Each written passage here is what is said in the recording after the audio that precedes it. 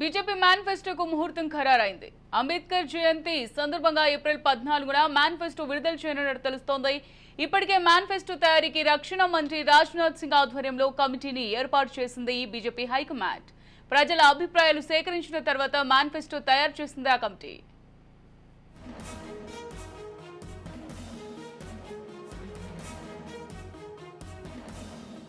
పక్షమైన కాంగ్రెస్ ఇప్పటికే తన మేనిఫెస్టోను ప్రకటించింది.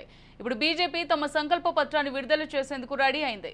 కమలదళం తమ మేనిఫెస్టోను ఏప్రిల్ 14న విడుదల చేయనున్నట్టు పార్టీ వర్గాలు తెలిపాయి. ప్రధానమంత్రి నరేంద్ర మోదీ, జాతీయ అధ్యక్షుడు జేపీ నడ్డా, కేంద్ర మంత్రులు అమిత్ షా, రాజ్నాథ్ సింగ్ తదితరులు ఈ సంకల్ప పత్రాన్ని ఆవిష్కరించనున్నట్లు పేర్కొన్నాయి. మోదీ గ్యారంటీ వికసిత భారత్ థీమ్తో మేనిఫెస్టోను రూపొందించినట్లు పార్టీ వర్గాల సమాచారం. అభివృద్ధి, దేశ శ్రేయస్సు, యువత, మహిళలు, పేదలు, రైతులే ప్రధాన అజెండాగా దీన్ని తీర్చిదిద్దినట్టు తెలుస్తోంది.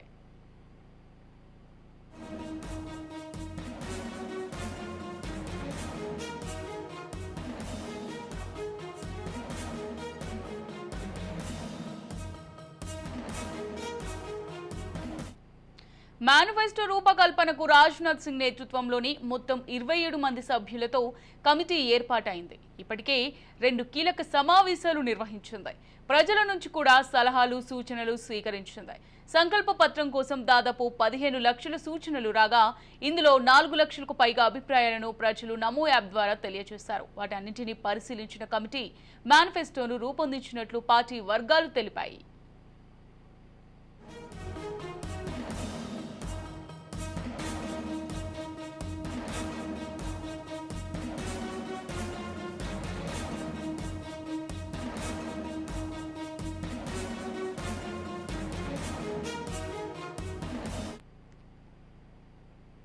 ఇక కాంగ్రెస్ పార్టీ న్యాయపత్రం పేరుతో మేనిఫెస్టోను విడుదల చేసింది. పంచ న్యాయాలు, 25 గ్యారంటీలను అందులో ప్రకటించింది.